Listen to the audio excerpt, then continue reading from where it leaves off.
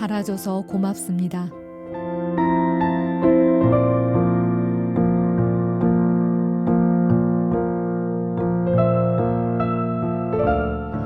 죽을 병 걸려 반년. 병원에 엎드려 있다가 구사일생으로 풀려 나온 날. 사람들은 나를 만날 때마다 살아줘서 고맙습니다 인사를 했다.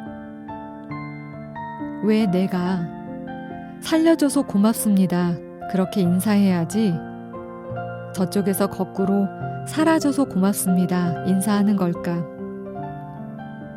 그때는 그것이 궁금했었다. 지나면서 생각해보니 그렇게 생각할 수도 있는 일이구나 싶었다. 같이 밥 먹어줘서 고맙습니다. 사랑해줘서 고맙습니다. 당신이 세상에 있어줘서 고맙습니다. 내 옆에 있어줘서 고맙습니다. 이 얼마나 좋은 세상인가. 이 얼마나 아름다운 세상인가. 이 얼마나 눈물겨운 세상인가. 이런 세상 깨우쳐 주셔서 감사합니다.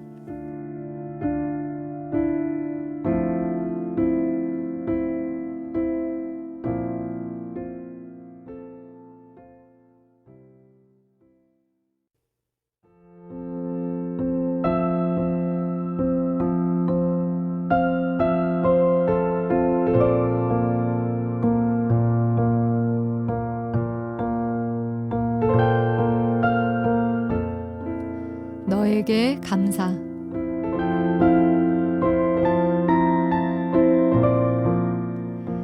사랑하는 사람들 사이에서는 더 많이 사랑하는 사람이 단연코 약자라는 비밀. 어제도 지고 오늘도 지고 내일도 지는 일방적인 줄다리기. 지고서도 오히려 기분이 나쁘지 않고 홀가분하기까지 한 게임. 사랑하는 사람들 사이에서는 더 많이 지는 사람이 끝내는 승자라는 비밀. 그걸 깨닫게 해준 너에게 감사한다.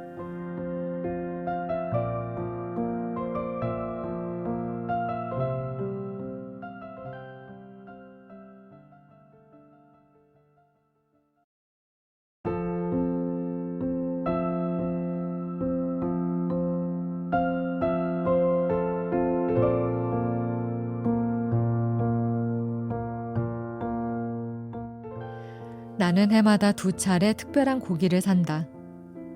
설날과 추석이 오기 며칠 전.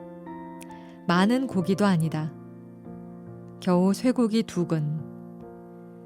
정육점 주인에게 보다 연하고 부드러운 고기, 국거리로 쓰일 고기를 달라고 부탁하기도 한다.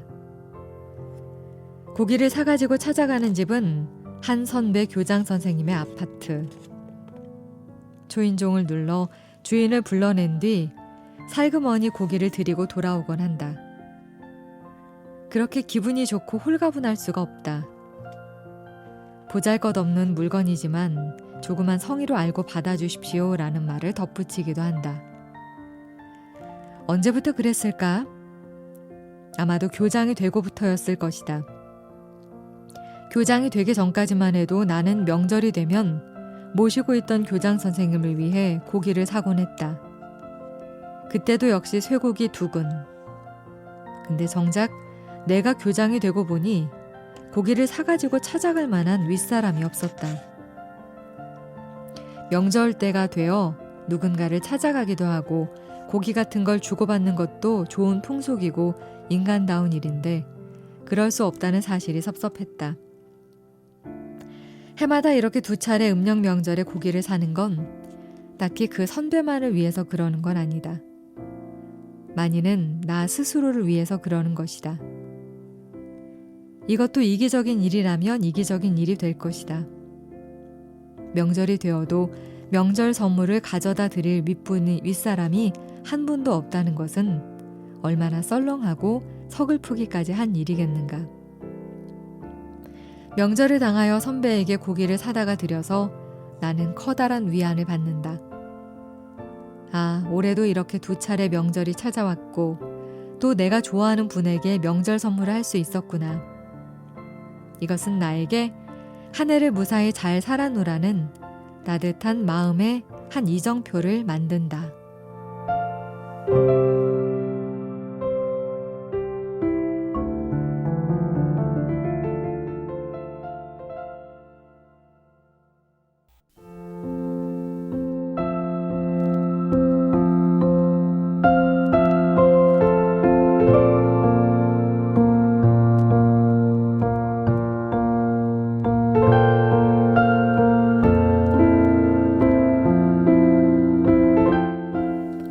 아버지. 왠지 네모지고 딱딱한 이름입니다. 조금씩 멀어지면서 둥그러지고 부드러워지는 이름입니다. 끝내 세상을 놓은 다음 사무치게 그리워지는 이름이기도 하고요. 아버지, 이런 때 당신이었다면 어떻게 하셨을까요? 마음속으로 당신 음성을 기다립니다.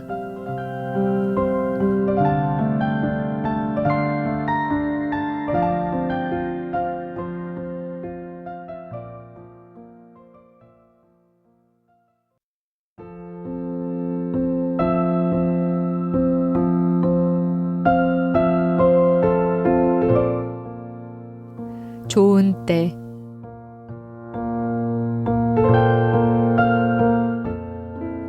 언제가 좋은 때냐고 누군가 묻는다면 지금이 좋은 때라고 대답하겠다. 언제나 지금 바람이 불거나 비가 오거나 흐리거나 햇빛이 쨍한 날 가운데 한 날. 언제나 지금은 꽃이 피거나 꽃이 지거나 새가 오는 날 가운데 한 날. 더구나 내 앞에 웃고 있는 사람 하나, 내가 있지 않느냐.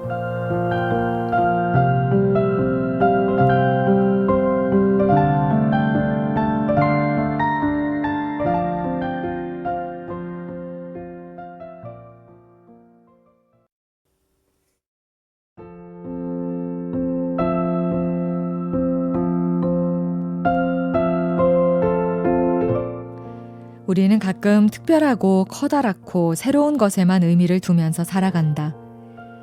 익숙한 것, 조그만 것, 낡은 것에는 아예 눈길조차 주려고 하지 않는다.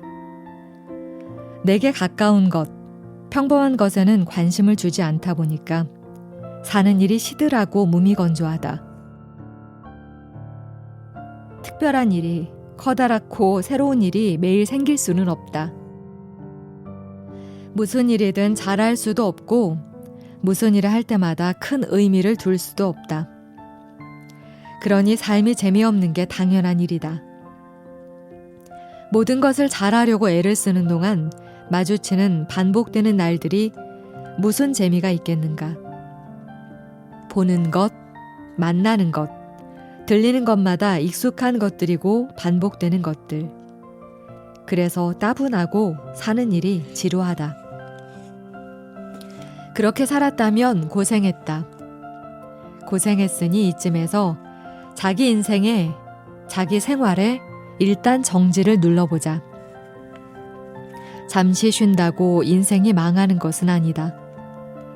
내 앞에 가는 사람을 목표로 두고 애를 쓰며 살았던 일상을 잠시 멈추고 지금 삶에 어디 고장난 데는 없는지 점검해 보자는 얘기다.